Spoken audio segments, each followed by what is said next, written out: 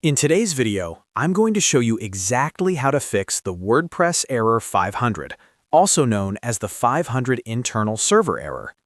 This is one of the most common and frustrating errors WordPress users face because it doesn't clearly tell you what's wrong. Your website suddenly stops loading, you might see a blank white page, and even your WP-admin area may become inaccessible. Don't worry, because in this tutorial, I'll explain what causes it and walk you through the steps to fix it quickly and safely. So what is the WordPress error 500?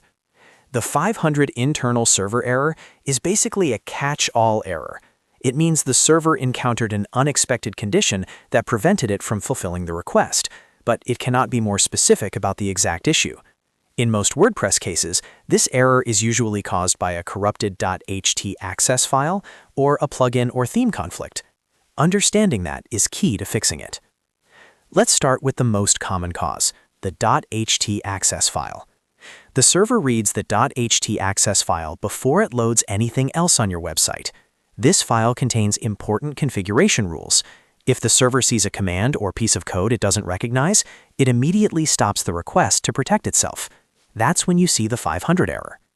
To fix this, first log into your hosting account and open your file manager, or connect to your site using FTP. Navigate to the root directory of your WordPress installation. This is usually called public_html. Inside that folder, look for a file named htaccess. If you don't see it, make sure hidden files are enabled.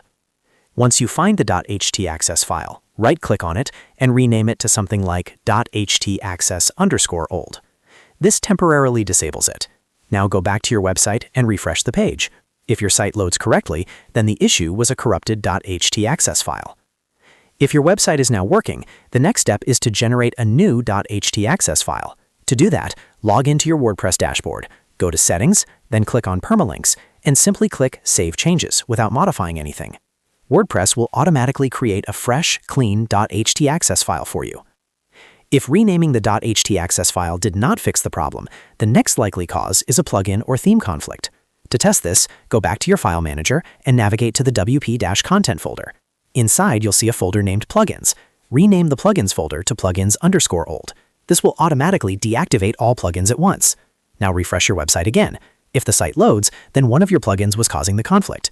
To identify which one, rename the plugins_old folder back to plugins, then go inside it and rename each plugin folder one by one, refreshing your site each time.